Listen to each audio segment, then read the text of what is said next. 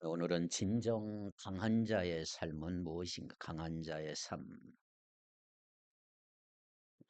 제가 예전에 보았던 영화 중에 A Few Good Men이라고 하는 영화가 있습니다. 아주 재미있게 본 영화인데 A Few Good Men. 톰 크루즈, 데미 무어, 잭 니콜슨 이런 쟁쟁한 미국 배우들이 나오는 영화인데 내용은 미국 해병대의 기지인 관타나모에서 있었던 일을 소재로 하고 있습니다. 자, 한 병사가 해병대 생활에 적응을 하진 못합니다. 스스로도 자신을 알아서 사령관에게 전출을 신청을 합니다. 그런데 부대 지휘관이었던 사령관 대령은 오히려 이런 병사를 해병대 정신, 군인 정신에 어긋난다, 약해 빠졌다 이렇게 생각하고 다른 병사들을 통해서 집단으로 린치를 우리말로는 얼차례쯤 될까 이런 하는 과정에 그만 사망하게 됩니다. 당연히 린치를 가한 두 병사에게는 처벌이 가해지면 그것으로 끝인데 문제는 그 병사가 무죄를 주장하고 주인공인 군 법무관은 책임이 부대 지휘관인 대령에게 있음을 밝혀내는 그 과정을 이루는 군 법정 다툼에 관한 내용의 영화였습니다. 이 과정에서 이 영화는 진정한 강함이란 무엇인가를 보여주는 그런 내용이라고 할 수가 있어요. 진정 강한 게 뭐냐? 한편 무죄를 주장하던 두 병사는 결국 무죄를 선고받지만 그들에게도 책임이 인정되면서 불명예 제대를 하게 됩니다. 해병대 불명예 제대를 하게 되고. 근데 그 마지막 나오는 대사가 이런 내용이 하나 나와요. 자기 자신을 위해 싸울 수 없는 사람들을 위해 우리는 싸웠어야 했어. 우리는 산티아고, 그 죽은 병사 이름이 산티아고인데 우리는 산티아고를 위해 싸웠더라면 얼마나 좋았을까. 우리가 비겁했다. 강한 자 편에 서서 강함을 약자에게 사용할 것이 아니고 약한 자 편에 서서 강함을 사용해야 진정한 강함이라는 것을 말해주는 아주 좋은 영화라고 할 수가 있습니다. 오늘날 사람들은 누군가 육체가 약하면 도와줘야 한다 이렇게 막연하게 생각을 하죠. 그래서 장애인을 돌보는 일, 병자를 돌보는 일을 귀하게 여기고 당연하게 여기지 않습니까? 그런데 여러분, 믿음이 연약한 자를 도와줘야 한다는 부분에 대해서는 어떻게 생각하시나요? 혹시 우리 교회 안에서 믿음이 연약한 자를 보면 비난하거나 깔보는 시선이 있지는 않은지 한번 점검해 보셔야 합니다. 교회 안에는 신앙이 좋은 사람도 있고 초신자도 있고 불신자도 있고 누군가 초청을 받아 잠깐 다녀보려고 온 사람도 있고 교회를 오래 다녀들어서 아는 건 많지만 여전히 하나님과 깊은 만남을 가지지 못한 채 마당만 밟는 성도들도 있습니다. 자, 이런 상황에서 믿음이 강한 자들은 하나님을 알면 알수록 경험하면 경험할수록 겸손해져야 함에도 불구하고 은근히 자신의 신앙을 드러내고 싶어하는 이유가 무엇일까? 분명한 사실은 이것입니다. 여러분, 믿음이 드러나야 믿음의 본을 보일 수가 있는 거지요. 경건이 몸에 배어서 저절로 경건이 드러나면 다른 사람들에게 본이 될 수가 있는 것이죠. 술 취한 거 감출 수 없듯이 성령의 열매는 감추고 싶어도 감출 수가 없어요. 그래서 결국에는 누군가에게 영향을 주게 되어 있는 것입니다. 19세기 음악가에서 그 누구도 따라올 수 없는 독보적인 스타가 한 명 있었죠. 천재적인 피아노 실력자. 헝가리 유명한 작곡가이며 피아니스트인 프란츠 리스트라고 하는 유명한 사람이 있죠. 이 프란츠 리스트의 전기를 보면 이런 일화가 하나 나와요. 지금부터 약 100년 전 어느 날 독일의 한 도시에서 가난한 고아 처녀가 피아노 독주회를 한다고 광고를 붙이기 시작을 합니다. 리스트의 피아노 곡들을 연주하게 될 텐데 자기가 바로 리스트의 제자라고 허위 광고를 했어요. 허위 광고. 사람들이 많이 오도록. 네, 문제가 생겼어요. 우연하게도 이 처녀가 독주회를 하려고 하는 그때 이 프란츠 리스트가 바로 그 도시를 방문하게 됐습니다. 그래 이 처녀는 고민을 합니다. 리스트가 이 도시를 방문하게 되면 분명히 그 포스터를 보게 될 텐데 어떻게 하나? 꼭 못 볼지도 모르니 그대로 있을까? 아니면 사실대로 이야기할까? 여러분 묻습니다. 여러분이라면 어떻게 할까요? 이 처녀는 심각하게 걱정을 하면서 고민 끝에 사실을 털어놓기로 결심을 합니다. 그래서 독주의 하루 전날 막 도착한 이 유명 인사에게 꼭 만나달라고 간청을 하기 시작을 합니다. 간신히 만나게 된 이 고아 처녀는 흐느끼면서 모든 것을 고백했어요.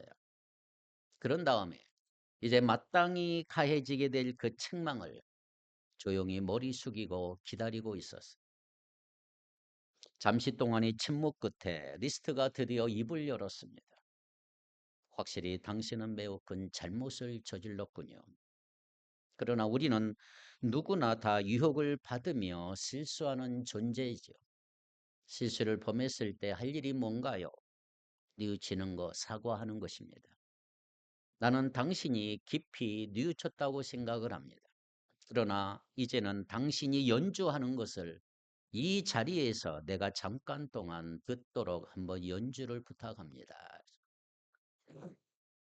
이 피아노의 대가 앞에서 연주를 한다고 하는 것은 이 천호로 하여금 무척이나 떨리게 했지만 연주를 시작한 후 조금 지나면서 침착함을 되찾고 어, 자기의 최선을 다해서 연주를 끝마쳤습니다.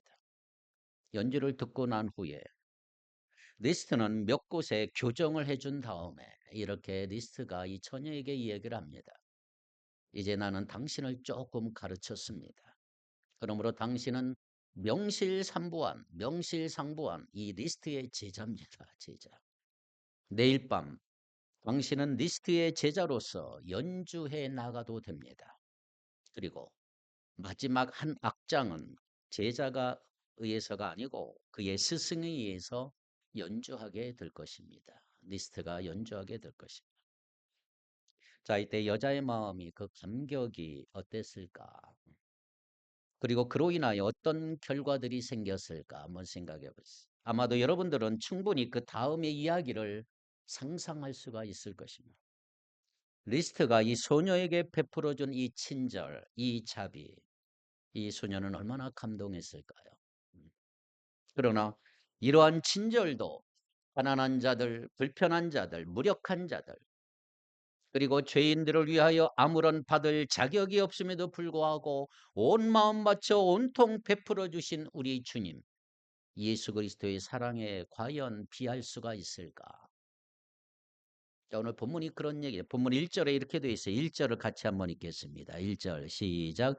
믿음이 강한 우리는 마땅히 믿음이 약한 자의 약점을 담당하고 자기를 기쁘게 하지 아니할 것이라.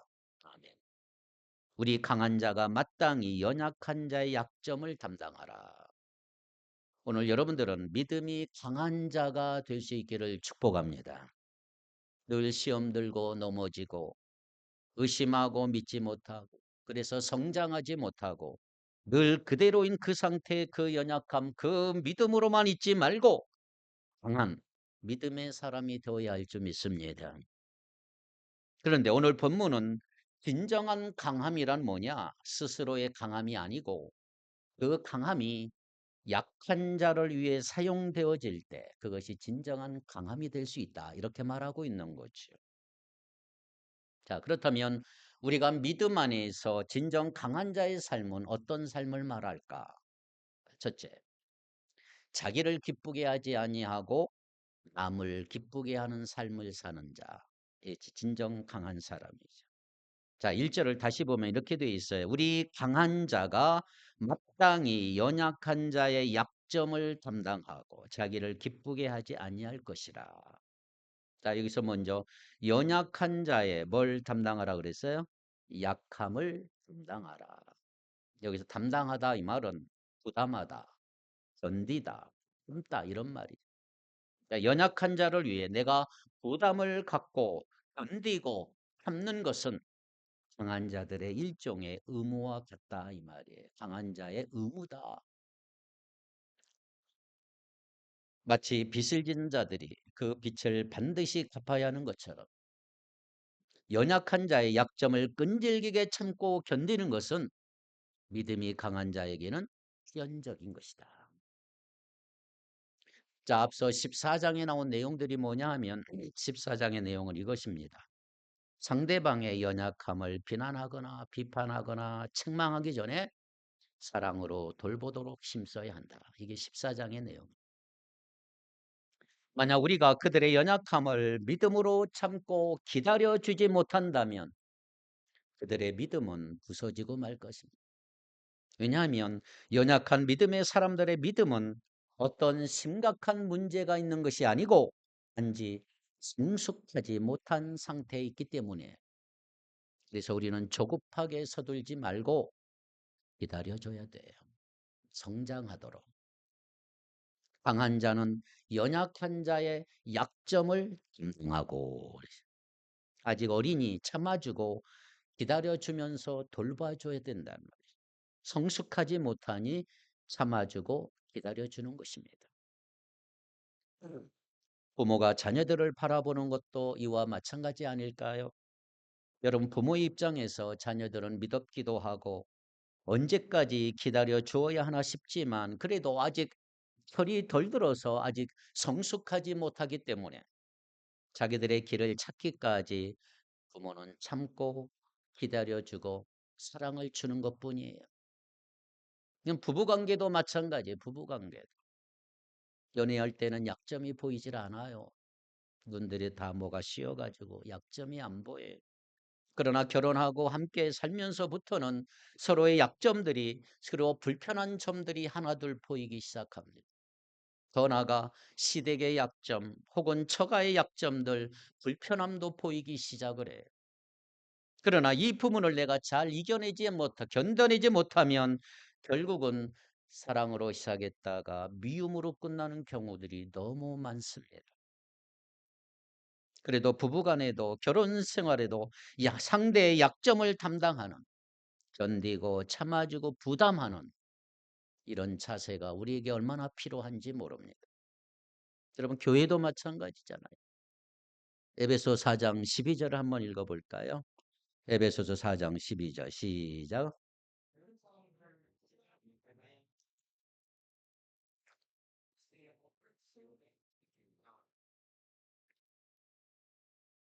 성도를 온전케 하며 봉사의 일을 하게 하며 그리스도의 몸을 세우게 하심이라. 자, 믿음이 강한 자들은 믿음이 약한 자들, 성숙하지 못한 이들을 섬기는 게 당연한 것이단 말이에요. 의무란 말이에요. 의무. 목사에게 말씀 전하는 것이 의무듯이 기도하는 것이 섬기는 것이 의무이듯이 모든 성도들도 서로 섬기는 것이 우리 그리스도인들의 의무라고 할 수가 있죠. 그런 의미에서 약점을 담당하라. 약점을 담당하라. 자, 그렇다면 여러분 가족 중에 아직도 받아주지 못하고 거부하며 살았던 이가 무엇일까요? 예수 그리스도께서 허물 많은 여러분을 받아주신 거 기억하시고 오늘부터 서로 받아주시기 바랍니다. 지체들 중에 아직도 받아주지 못하고 거부하며 등지고 살아온 이가 있나요? 예수 그리스도를 생각하며 마음을 좀 넓게 여시고 먼저 손을 내밀어 받아주시기를 바랍니다. 이웃이나 직장에서 여러분에게 해를 입혀서 꼴보기 싫은 사람이 있나요? 불쌍히 여기고 넓은 마음으로 품어주시기를 바랍니다. 여러분도 불쌍히 여기고 서로 받아줌으로 하나님이 주시는 한량없는 평안 주시기를 축복합니다. 영국의 유명한 엘리자베스 1세 여왕이 있었는데 남아프리카 연방의 통합을 위해서 아주 중요한 위치에 있는 남아프리카 추장 여러 명을 영국의 왕실에 초청을 해서 큰 만찬을 베풀게 됐습니다. 아주 중요한 자리가. 미리 사전 오리엔테이션이 있었지만 그날 추장 한 명이 포크와 나이프가 밥 먹기 너무 불편하게 느껴지니까 그냥 손으로 음식을 먹기 시작했어요. 영국 여왕 앞에서 손으로 막 먹었어요. 함께 있던 영국 강요들이 눈살을 찌푸리고 긴장하기 시작을 합니다. 그런데 갑자기 여왕이 빙그레 웃더니 자기가 먹던 나이프와 포크를 다 제쳐놓고 여왕도 손으로 먹기를 시작했습니다. 음식을 손으로. 그러자 모든 만찬객들이 여왕을 따라 손으로 음식을 먹어요. 여왕이 손으로 먹으니까 다 먹어야 돼. 자, 아프리카 손님들은 기분 좋게 식사를 마쳤어. 자, 이제 여왕이 아프리카 통합 제의에 흔쾌히 협력을 다짐했다 그래요. 내 여왕을 도와주겠어. 여왕은 그날 더 큰 그림을 본 것입니다. 만약 그날 여왕이 손님들에게 무례하다고 큰 소리쳐 책망을 했다면 얼마나 국가적으로도 더 손해였을까? 얼마나 지혜로운 여왕입니까? 여러분 모두 이런 큰 마음을 품고 우리도 서로 이해하고 서로 받아주고 교회를 세우고 하나님의 나라를 세우는 여러분 되기를 축복합니다. 한 걸음 더 나아가 강한 자는 누구냐 하면 자기를 기쁘게 아니하고 이웃을 기쁘게 하는 자, 이웃을 기쁘게 하는 자.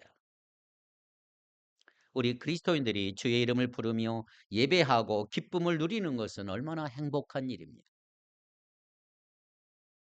지난 한 주간에도 힘든 세상 힘겹게 살아내고 우리 주님 앞에 오늘도 예배드리며 주의 말씀으로 주신 평안과 위로를 얻습니다. 그리고 예배 가운데 임하신 그 성령님의 위로와 평강을 내 마음에 가득 가득 안고 집으로 돌아가는 건 큰 기쁨인 줄 믿습니다. 그러나 여러분 잘 들어보십시오. 오늘 우리가 주의 이름을 부르고 목청을 크게 사랑을 외친다 할지라도 자기 중심적이고 자기 사랑에 빠지고 자기의 가득한 삶을 살아간다면 그것은 하나님을 결코 기쁘시게 할 수가 없는 거예요. 주님께서 기뻐하시면 예배의 기쁨과 감격만큼 오늘 우리의 삶 가운데 형제들을 위한 의무를 소홀히 하지 않는 것도 중요하다고 하는 사실을 기억하셔야 합니다. 2절에 보세요. 2절에 보니까 이렇게 되어 있어요. 우리 각 사람이 선을 이웃을 기쁘게 하되 선을 이루고 덕을 세우도록 할지니라. 형제와 이웃을 선을 이루고 덕을 세우라. 나의 희생으로 연약한 성도를 온전케 하고 하나님을 기쁘시게 한다면 이 모습이 하나님을 기쁘시게 하는 일이다. 이렇게 말씀하고 있는 거죠. 우리 그리스도인들은 모든 일을 선한 방향으로 좋은 방향으로 세워가는 모습을 가져야 할 것입니다. 그래서 우리 그리스도는 누구보다 착하다, 선하다, 든든하다 혹은 믿을만하다 이런 말을 듣는 여러분 되기를 바랍니다. 오늘 본문에 보면 이런 삶에 대한 모범을 제시해 주고 있죠. 바로 예수님이 계십니다. 3절 3절 시작. 그리스도께서도 자기를 기쁘게 하지 아니하셨나니 기록된 바.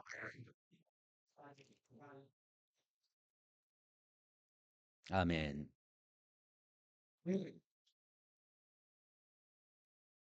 왜 우리가 나를 위한 삶보다는 남을 위한 희생적인 삶을 살아야 할까요? 예수님께서 친히 모범을 보이셨기 때문이다. 자, 고린도후서 8장 9절을 한번 읽어보세요. 고린도후서 8장 9절 시작. 우리 주 예수 그리스도의 은혜를 너희가 알고니와 부유하신 이로써 너희를 위하여 가난하게 되심은 그의 가난함으로 말미암아 너희를 부유하게 하려 하심이라. 아멘. 우리 주 예수 그리스도의 은혜를 우리가 알고 있습니다. 그리스도께서는 부유하지만 여러분을 위해서 가난하게 되셨습니다. 그것은 그의 가난으로 여러분을 부유하게 하시려는 것입니다. 우리 주님께 부유의 부족함이 있겠습니까? 우리 주님은 부자십니다. 부자. 그럼에도 불구하고 우리의 부유함을 위해 친히 가난하게 되셨다. 자, 로마서 3장으로 넘어가서 한 번 더 읽어보세요. 로마서 3장 23, 24 시작.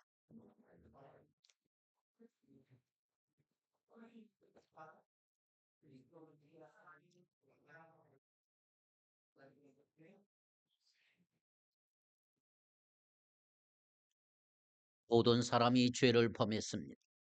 그래서 사람은 하나님의 영광에 미치는 처지에 놓여 못 미치는 처지에 놓여 있습니다. 그러나 사람은 그리스도 예수 안에 있는 구원으로 말미암아 하나님의 은혜로 값없이 의롭다는 선고를 받습니다. 우리에게 하나님의 영광이 이르도록 하기 위해서 자신의 몸을 그 치욕스러운 십자가에 내어 주시고 우리를 구속하시고 의롭다 하신 분이 바로 우리 주님이시다 말이에요. 얼마든지 충분히 십자가의 길을 피할 수 있음에도 불구하고 정반대의 길을 가신 것. 친히 그 길을 가신 역설의 길, 세상과는 다른 길, 다른 선택을 하고 가신 것.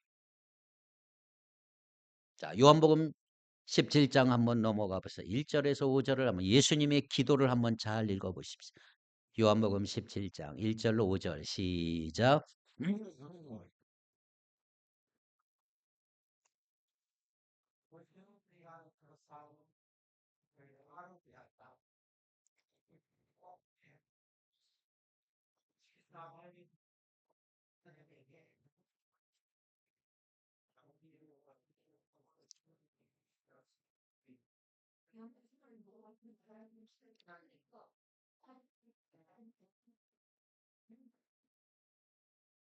아버지께서 내게 하라고 주신 일을 내가 이루어 아버지를 이 세상에서 영화롭게 하셨사오니 아버지여 창세전에 내가 아버지와 함께 가졌던 영화로서 지금도 아버지와 함께 나를 영화롭게 하옵소서. 아멘. 자, 여기서 영화라고 하는 단어가 몇 번 됐을까요? 5절까지 5번. 5번 사용하시면서 예수님은 기도하셨어요. 영화, 글로리, 영광이란 말이에요. 영광. 예수님은 자신을 영광되게 해달라고 기도를 해요. 왜? 그것이 아버지 하나님께 영광이다. 근데 영광이 뭐지요? 1절에 때가 이르렀사오니, 때가 무슨 때예요? 십자가의 죽음의 때가 왔다 이 말이에요. 그게 영광이라는 거. 영광. 세상적으로 말하면 그 길은 영광일 수 없는 비극적인 죽음이잖아요. 영광보다 오히려 비천이고 부끄러움이라고 할 수가 있어요. 그럼에도 불구하고 우리 주님께서는 그 길을 영광이라고 하며 그 길 가게 해달라고 지금 기도하고 계신단 말이에요.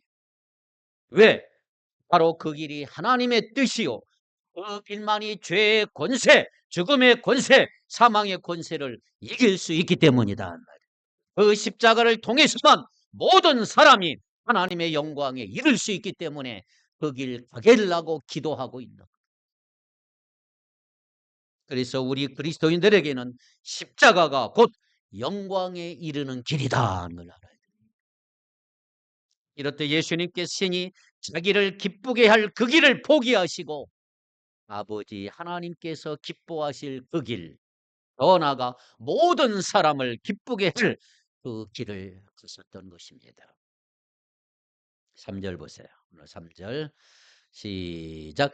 그리스도께서도 자기를 기쁘게 하지 아니하셨나니 기록된 바 주를 비방하는 자들의 비방이 내게 미쳤나이다 함과 같으니라. 아멘. 시편 69편 9절의 말씀을 인용한 거예요. 시편 69편 9절 보면 이렇게 되어 있어요. 주의 집을 위하는 열성이 나를 삼키고 주를 비방하는 비방이 내게 미쳤나이다. 이 시편 9절을 인용해서 오늘 본문에 주를 비방하는 비방이 내게 미쳤나이다. 자, 이게 무슨 뜻이냐 하면 예수님은 십자가에서 죽으시기까지 모든 비방과 모든 욕설과 모든 모욕을 다 받아들이셨다. 그 길만이 죄인들이 영적으로 소생할 수 있는, 죄인인 우리가 다시 살아날 수 있는 길이었기 때문이다 이 말이에요. 모든 비방과 모욕을 감당하심으로 그를 믿는 자들로 생명과 영광에 이르도록 하기 위함인 것입니다. 그렇기 때문에 오늘 우리 역시 연약한 자를 위해서라면, 나보다 약한 자를 위해서라면, 누군가를 위해서라면 이런 희생의 자리까지 나아갈 수 있어야 한다. 이것을 강조하고 있는 것입니다. 독일의 히틀러, 나치에 대항하며 결국 사형을 당했던 본헤퍼 목사님이 계십니다. 최근에 영화도 한번 봤습니다. 본헤퍼 목사님은 당시 독일 교회는 깨어있지 못하다고 그래서 히틀러와 나치에 자꾸 동조를 하고 같이 붙어 있습니다. 그는 당시 독일 교회의 그 연약해진 원인이 뭐냐? 독일 교회의 능력과 사회를 향한 영향력의 상실 원인을 말하면서 그것은 바로 교회가 값싼 은혜 때문에 이렇게 됐다. 그렇게 말합니다. 값싼 은혜. 자, 본헤퍼는 값싼 은혜를 이렇게 설명을 해요. 값싼 은혜는 뭐냐? 5가지를 첫째, 회개 없는 용서. 삶을 바꾸지 않고 용서만 가르치는 것은 값싼 은혜란 말이에요. 두 번째, 고백이 없는 세례입니다. 참된 신앙의 고백이 없이 의식만 자꾸 참석하는 것. 이것도 값싼 은혜다. 교제 없는 성찬. 세 번째, 하나님과 나 사이의 진정한 교제는 강조되지 않고 성찬이라고 하는 형식만 강조하는 것도 값싼 은혜라는 거예요. 네 번째, 십자가 없는 은혜입니다. 희생 없는 제자도 십자가 없는 은혜. 예수를 따라가기를 원하고 축복받기를 원하지만 희생을 거부하고 있는 성도들, 값싼 은혜의 소유자들이에요. 마지막, 삶이 없는 그리스도인, 생활이 없는 그리스도. 이것을 바로 값싼 은혜다. 여러분, 십자가 없는 은혜, 은혜 없는 제자의 길, 희생 없는 제자의 길, 이것으로 우리는 결코 예수 믿는 자의 길을 갈 수가 없어요. 주님께서 우리에게 베푸신 그 소중한 은혜를 값싼 은혜로 바꾸는 일이라고 할 수가 있는 거지. 그러므로 우리 그리스도인들의 삶 속에서 내 자신만을 기쁘게 하지 아니하고 형제와 이웃을 위해서 또 누군가를 위해 기꺼이 자신의 기쁨을 내어주고 그들을 기쁘게 하는 그 길을 갈 수가 있는 것입니다. 물론 여기서 기쁘게 한다는 것은 육적인 기쁨이 아니고 영혼을 위한 헌신, 영혼의 잘됨을 위한 희생이라고 말할 수가 있습니다. 기꺼이 영혼의 잘됨을 위해 나를 희생하는 것입니다. 그렇습니다, 여러분. 주님의 사랑의 핵심은 뭐냐? 십자가입니다. 십자가. 십자가 뭐예요? 희생이고 사랑의 표지지요. 그렇다면 예수님을 주로 모시고 살아가는 우리의 삶의 핵심도 뭐가 돼야 돼요? 십자가여야 할 것이다 이 말이에요. 남을 위한, 특별히 연약한 이들의 약점을 담당해주고 자기를 기뻐하기보다는 어떻게 하면 남을 기쁘게 하고 남을 위해 선을 행하고 남을 위해 덕을 끼칠까를 생각하는 삶, 그것이 십자가의 삶이라고 할 수가 있어요. 여러분, 이런 삶을 사시기를 축복합니다. 두 번째, 강한 자의 삶은 뭘까요? 서로 받아주는 삶을 살아라. 서로 받아주라. 자, 7절을 같이 한번 읽겠습니다. 7절 시작. 그러므로 그리스도께서 우리를 받아 하나님께 영광을 돌리심과 같이 너희도 서로 받으라. 자, 먼저 4절을 보면 이렇게 돼 있어요. 4절에 보면 무엇이든지 전에 기록된 바는, 이게 구약 성경을 말해. 전에 기록된 것은 구약 성경. 자, 성도들로 하여금 인내와 위로와 격려를 가져다 주고 이를 통해 소망을 가지도록 한다 이 말이에요. 자, 우리가 열심히 말씀을 읽고 듣는 이유가 무엇입니까? 성경을 통해서 하나님께서 약속을 어떻게 이루어 가시는 것을 보면서 우리는 이 땅에서 힘들고 어려울지라도 인내하고 소망 가운데 믿음의 길 가는 거 아닐까요? 그래서 5절에 우리 하나님을 뭐로 표현하고 있습니까? 인내와 위로의 하나님. 인내와 위로의 하나님. 그럼 따라합시다. 인내와 위로의 하나님. 5절 보지. 인내심과 위로를 주신 하나님께서 여러분이 그리스도 예수를 본받아 같은 생각을 품어라 말이에요. 하나님은 오래 참으신 하나님이시죠. 위로하시고 격려하시는 하나님이시죠. 생각해 보세요. 만약에 하나님이 오래 참으심이 없다면 우리 삶이 어떻게 될까요? 지금 우리의 삶, 나의 삶을 보십시오. 여러분, 사람의 반응처럼 즉각 반응하시고 심판하신다면 오늘 여기에 남아있을 사람이 과연 있을까? 또 하나님의 격려와 위로가 없었다면, 격려자 되시고 위로자 되시는 성령 하나님이 우리와 함께 하시지 않았다면 이 험한 세상, 이 걱정 많고 염려 많은 세상, 우리는 어떻게 살아갈 수가 있었을까요? 여러분, 자녀들을 교육함에 있어서도 부모들의 마음과 태도에 가장 필요한 것도 이것이 아닐까요? 오래 참고 기다려주는 거죠. 마음에 들지 않는 것 투성임에도 불구하고 인내하고 바라봐주는 과정을 통해서 더디지만 성장하고 자녀들이 이 땅에 태어난 목적에 맞게 그 길을 찾아가지 않겠습니까? 또한 부모가 늘 책망하고 억압만 가지고 아이들을 양육한다면 그 억압받았던 아이가 나중에 어떻게 될까? 책망과 억압보다는 위로와 격려를 통해서 아이들이 소망을 가지고 자랄 수 있게 될 것입니다. 마찬가지 비교할 수 없을 정도로 넓고도 크신 사랑을 가지고 계신 하나님께서 우리를 보시며 인내와 위로로 한편으로는 지켜보시고 한편으로는 격려하시고 위로하시는 하나님이신 줄 믿습니다. 이 모습을 우리는 어떤 단어로 표현할 수 있을까요? 여유와 너그러움이 아닐까요? 여유로우신 하나님, 너그러우신 하나님. 이런 하나님의 성품이 예수 그리스도를 통해 드러나셨고 우리는 또한 그분을 본받게 될 것이다 이 말이에요. 그분을 본받은 우리는 그분의 성품인 여유와 너그러움의 성품을 마다 나가야 할 줄 믿습니다. 그래서 5절 끝부분에 이렇게 되어 있어요. 서로 뜻이 같게 하여 주소서. 서로 뜻이 가까이 주소서. 예수를 본받아 같은 생각을 품어라 이 말이에요. 6절. 6절은 이렇게 되어 있죠. 한 마음 한 뜻으로 하나님 곧 우리 주 예수 그리스도의 아버지께 영광을 돌리게 하려 하노라. 한 마음과 한 입으로 우리 주 예수 그리스도 아버지께 영광을 돌리게 해 주시기를 빕니다. 7절에 그래서 서로 주어라. 하나님의 영광을 드러내시려고 우리 주님이 여러분을 받아들이신 것과 같이 여러분도 서로 받아들이십시오. 말이지. 그렇습니다. 여러분, 교회가 서로 하나 되는 것은요. 믿음의 형제들끼리 하나됨을 이루는 것은요. 우리가 주님을 본받지 않고는 결코 불가능한 일이에요. 주님의 성품 품지 않고는 되지 않는 일이에요. 각자 자기 뜻이 있고 각자 마음이 다르고 각자 할 말이 얼마나 다릅니까? 서로 각자의 말을 말하고 각자의 뜻을 말하고 각자의 마음만 말하고 자신이 할 말만 한다고 했을 때 어찌 교회가 믿음의 형제들이 하나 될 수 있을까요?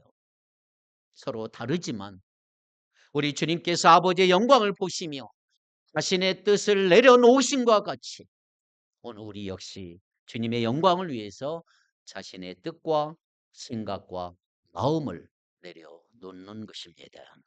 7절 다시 한번 읽겠습니다. 7절 시작.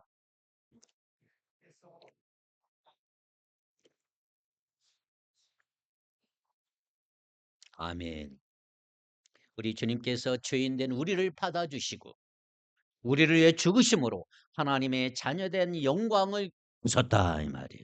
이렇게 하나님께 영광을 올리심과 같이 그렇게 성도들 서로를 받아들이라 이웃들을 받아들이라 이 말이에요.